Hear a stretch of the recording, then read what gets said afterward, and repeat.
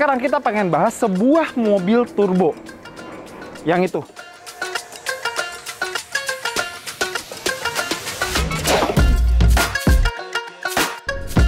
Ya, ini dia Kia Seltos facelift. Kita udah pernah bikin first impressionnya, ada di sebelah sana. Tapi intinya adalah sekarang ada dua varian. Ada yang 1500cc non-turbo, pakai gearbox CVT, harganya 425 juta. Nah, yang ini pakai mesin 1500cc turbo dan gearboxnya kopling ganda. Dan yang ini harganya 525 juta. Bedanya cuma di mesin, gearbox, sama ADAS. Yang turbo ada ADAS, yang non-turbo nggak pakai ADAS-ADASan. Nah, apa bedanya yang facelift sama yang kemarin? Mukanya beda, desain lampunya juga beda, dan kalau di bagian depan kita masih suka detail ala-ala wajik di bagian grillnya. Peleknya beda desainnya, dan dia pakai ban Goodyear Assurance Triple Max 2 ukuran 215/60. Profil 60 berarti tebal ya.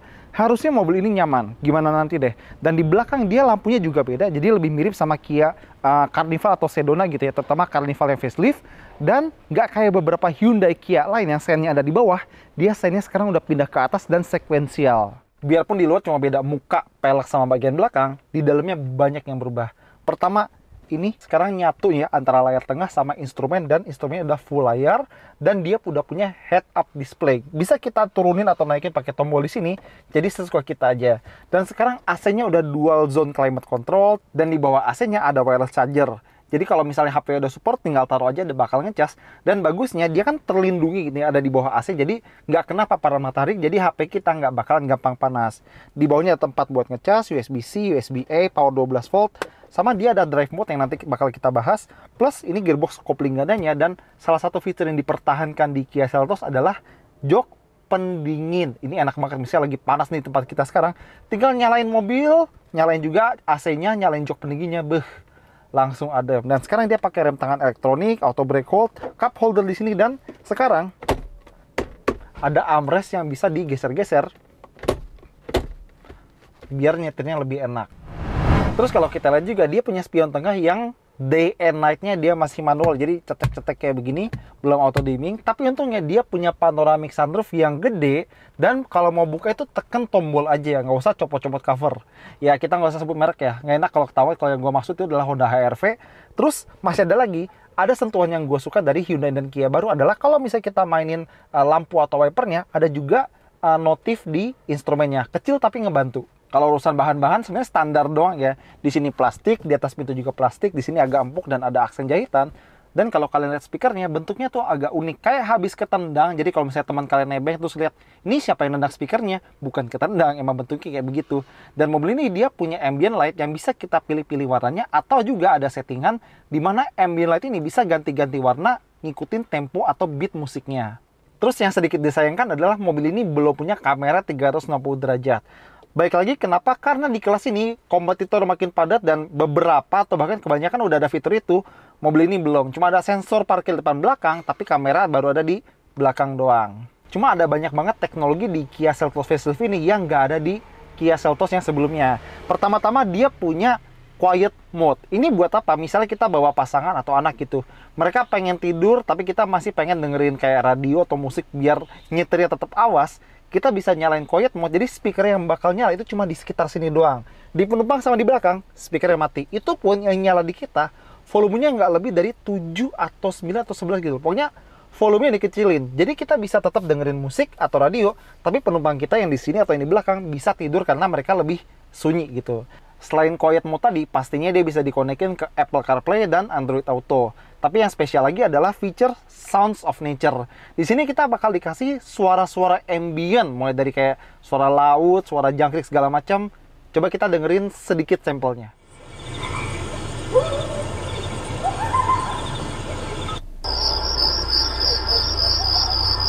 Kalau untuk ergonomi dia juga oke. Jok supir udah elektrik ya, maju mundur, bat tegaknya elektrik. Tapi kalau jok penumpang depan itu masih manual. Setir, maju mundur naik turun, aman. Dan bahkan di posisi terendah pun ini menyetirnya berasa agak sedikit tinggi, jadi sedikit lebih percaya diri. Dan kalau duduk di belakang itu ruangannya bagus, ruang kepala bagus, ruang kaki juga bagus. Ada AC dan ada colokan buat ngecas. Jadi kalau kalian butuh sebuah crossover yang lega depan belakang, ini cocok. Kia Seltos facelift ini pakai mesin baru. Kalau yang kemarin kan 1400cc turbo, sekarang 1500cc turbo. Tapi ada juga varian lain yang nggak pakai mesin turbo, 1500 cc biasa, dan transmisinya juga beda. Kalau yang turbo pakai transmisi kopling ganda 7 gigi, kalau yang non turbo pakai transmisi IVT, itu bahasanya Hyundai Kia buat CVT gitu ya. Nah, sekarang kita cobain yang mesin turbo. Tenaga sama torsinya lumayan loh, 160 tenaga kuda dan 253 Nm. Dan yang pengen gua highlight adalah pertama, kayaknya Kia Seltos ini benar-benar memanfaatkan besarnya torsi bawaannya dengan cukup baik untuk efisiensi. Jadi gini, misalnya kita jalan-jalan di kecepatan dalam kota ya, katakanlah sekitar 20 km per jam, dia bisa pakai gigi 2 aja, nggak perlu gigi 1. Bahkan kalau kita build up kecepatan di sekitar 30 atau 40 km per jam, dia bisa pakai gigi 4, bisa pakai gigi tinggi. Jadi dia bener-bener ya, karena torsinya gede, dia bisa pakai gigi tinggi dan jalan di kecepatan normal secara halus. Kenapa bisa? Baik lagi, karena torsinya gede. Dan tarikannya pun, kalau misalnya kita bejek ya, berasa kalau torsi itu nendang di putaran bawah, tapi begitu ke atas, dia napasnya udah habis. Jadi sekitar 5.000-6.000 itu napasnya udah nggak ada. Tapi bawahnya enak. Sama ini ada soal tangki bensin ya. Jadi gua fill up mobil ini sampai penuh pakai RON 92 yang direkomendasikan minimum ya. Klaimnya kalau full tank dia bisa 814 km. Ini baik lagi, ini kayak waktu gue coba Nissan Kicks, dan itu kan sebuah mobil range extender ya, bermesin listrik tapi isi bensin gitu. Ini mirip sama mobil itu, kalau full tank bisa 800, padahal ini sebuah mobil turbo, bukan hybrid. Coba baik lagi, mungkin kan komputer ngebaca orang yang sebelumnya nyetirnya gimana, dan dia meriset ulang jarak tempuhnya sesuai karakter berkendara orang yang bawanya. Boleh juga kalau bisa beneran 800 km mah, tapi kita bakal spill berapa konsumsi bensinnya nanti habis ini. Mobil ini memang punya tenaga yang gede dan tarikan yang kuat, tapi kita bisa atur lewat driving mode-nya. Dan nggak cuma driving mode, dia ada traction mode pertama kali buat Kia Seltos. Jadi kita bisa pilih antara snow, mud, sama sand. Yang jujur nggak tahu kapan kepake sama pemilik atau pengguna Kia Seltos. Tapi ada 3 driving mode, ada eco, normal, sama sport. Normal ya normal, kalau eco bakal ditahan biar irit. Kalau kita masuk ke sport, mesin, gas, sama gearboxnya bakal lebih sigap. Dan ngomong-ngomong soal gearbox, kita curiga kayaknya Kia nih ngutak-ngatik gearbox kopling gandanya. Kenapa kita bilang gitu? Karena kita menemukan beberapa perbedaan antara mobil ini sama pendahulunya. Jadi kalau di Kia Seltos yang lama ya, 1400 turbo, di MID itu ada menu display temperatur gearboxnya. Apakah masih adem, anget, atau udah mau panas. Ini buat kita monitor ini kondisi gearboxnya kayak gimana. Nah, di Kia Seltos yang baru ini kita udah utak-atik MID atau infotainment segala macam, kita nggak nemu display temperatur gearboxnya. Ya, kita nggak nemu. Jujur, apakah displaynya dihilangin doang, atau Kia memang ngutak-atik terus hasilnya oh ini gearbox lebih durable daripada yang lama, jadi udah nggak perlu mantau temperatur gearbox. Siapa yang tahu kan? Kedua, ada perbedaan karakter antara mobil ini versus pendahulunya kalau lagi kena traffic yang padat atau misalnya macet. Jadi gini, kalau di mobil yang lama, kalau misalnya kita kena traffic yang padat merayap, dia masih lumayan halus buat sebuah mobil dengan gearbox kopling ganda.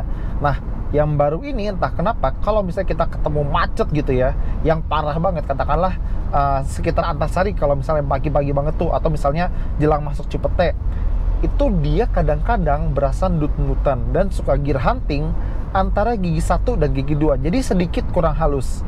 Makanya karena ada perbedaan karakter itulah kita suspek Kia ngutak-ngatik gearbox kopling ganda di mobil ini. Sekarang kita masuk ke topik ADAS-nya. Dia punya adaptive cruise control yang lumayan halus, terutama saat akselerasi atau deselerasi. Mobil depan ngegas, kita ikut ngegas. Mobil depan ngerem, kita ikut ngerem, dan dia bakal tetap menjaga jarak aman dan melakukannya dengan lumayan halus. Dia juga punya lane keep assist dan lane following assist. Jadi dia bakal baca marka jalan, dan kalau misalnya kita nyentuh marka kiri atau kanan, dia bakal ngasih warning audio dan feedback dari setirnya, dan dia bakal tetap jaga kita biar di tengah-tengah. Ini bakal ngebantu banget kalau misalnya kalian adalah orang yang sering jalan-jalan jauh antar kota, atau mungkin antar provinsi, atau mungkin juga antar pulau gitu ya. ADAS-nya enak. Tapi kalau misalnya kalian nggak cocok sama ADAS-nya, varian yang 1500cc NA itu tanpa ADAS. Soal bantingan, Kia Seltos baru ini punya karakter yang kurang lebih mirip sama pendahulunya. Artinya dia punya bantingan yang cukup kaku.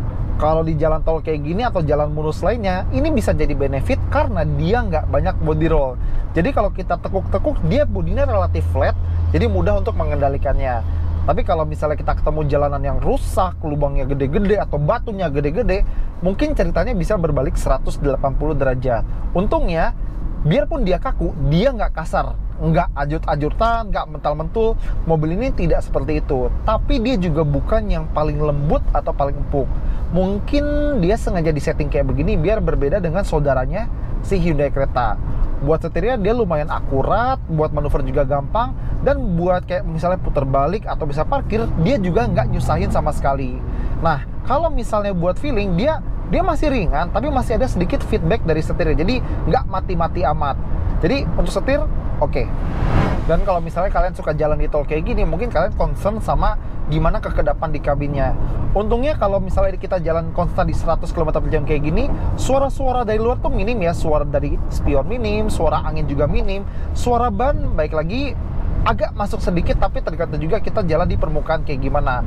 Kalau aspal mulus, suaranya minim banget. Kalau misalnya aspal yang agak kasar, mungkin agak masuk dikit. Kalau beton ya kurang lebih sama kayak aspal kasar, suaranya agak masuk dikit, jadi masih oke. Visibilitas juga oke, ngelihat ke depan tuh enak, ngelihat ke samping juga enak. Pilar-nya yang nggak tebel-tebel amat, dan ngelihat ke belakang juga enak karena kaca belakangnya relatif tegak. Lanjut lagi, karakter pengereman di mobil ini juga kayaknya nggak beda sama pendahulunya. Artinya pedalnya itu rasanya masih agak dalam. Jadi kalau misalnya kita injak dikit-dikit, memang dia melambat tipis-tipis, tapi begitu kita injak agak dalam, itu berasa remnya tuh kayak kepakeman gitu. Jadi kalau misalnya kita nyetir mobil ini, kita benar-benar perlu ngerasa rasa pedal remnya biar dapat selaknya dan bisa bawa mobil ini dengan halus, terutama di kecepatan rendah. Dan satu hal lagi, gue harap mobil ini yang turbo ini harusnya udah punya blind spot kamera kayak beberapa model Kia dan Hyundai, karena gue suka feature itu. Gue tahu mobil ini punya blind spot monitoring, tapi kalau misalnya ada blind spot kamera yang kalau kita ngesen kanan ada display blind spot sebelah kanan, kalau kiri ada blind spot sebelah kiri, itu benar-benar ngebantu buat keselamatan, karena kita bisa ngelihat lebih luas ke belakang kiri sama belakang kanan. Kalau boleh saran, varian turbo dikasih blind spot kamera oke, tapi kalau varian yang non turbo dikasih blind spot kayak yang ada sekarang itu juga udah cukup. Sekarang bensinnya, tadi kan kita udah lihat ya, kalau misalnya dia full tank, dia ngeklaim bisa jalan sampai 814 km. Udah kayak diesel tuh. Nah, konsumsinya gimana? Jadi kita udah pakai mobil ini di tol ya, sekarang kita dapat sekitar 17 sampai 20 km per liter. Kalau dalam kota kemarin lewat Permata Hijau macet-macetan, jam pulang kantor dapat 10 km per liter. Dan kalau misal kombinasi bisa dapat 13 sampai 15 km per liter. Cuma baik lagi, kalian mungkin bisa dapat hasil yang beda, tergantung sering kena macet atau enggak. Di dalam mobil ada berapa orang dan bebannya kayak gimana. Tapi buat crossover lain, terutama yang bermesin 1500 cc turbo dari Tiongkok, gini kalau bikin mesin 1500 cc turbo bisa kenceng dan bisa irit. Iritnya pun sesuai ekspektasi kita. Jangan kenceng nggak seberapa borosnya nggak kira-kira dong. Oke, jadi kata-kata hari ini adalah effort yang bagus dari Kia biar Seltos tetap bisa bertahan di tengah padatnya crossover di Indonesia, kelas crossover ya. Jadi nggak cuma buat tampilan luar, teknologi di dalamnya juga banyak. Dan teknologi juga bukan bersifat gimmick, tapi ada gunanya. Head-up display biar bisa ngeliat speedo tetap fokus, quiet mode biar kita tetap bisa dengerin musik, yang lain nyantai, sound of nature buat mood kita ya biar tetap bagus, bisa dengerin suara-suara alam gitu. Dan ada juga itu yang mood lighting, yang lampu bisa ngikutin beat musik biar kita lebih enjoy dengerin musiknya. Jadi nggak cuma teknologi tapi juga ngebantu. Dan dia ganti mesin jadi tarikannya lebih kenceng, tenaga lebih gede. Dan kalau karakter berkendara emang ini berlawanan dengan Hyundai Creta ini, nyaman, dia lebih sporty, lebih stiff. Tapi tetap aja kalau misalnya kalian butuh sebuah crossover yang bagian belakangnya lega, kayaknya ini cocok. Dan jangan lupa adasnya juga halus. Tapi mungkin memang buat yang turbo ini harganya kan 525 juta. Mungkin agak ketinggian buat sebagian besar orang, tapi jangan lupa ada varian 425 juta yang tanpa turbo, pakai CVT, dan tanpa ADAS. Jadi pilihan kalian. Kalau kalian tidak bermasalah dengan absennya ADAS dan nggak butuh turbo, 425 cocok. Tapi kalau pengen tenaga lebih dan pengen pakai ADAS, ada varian ini. Oke, itu aja dari kita. Thank you udah nonton. Jangan lupa jempolnya, komentar, dan subscribe.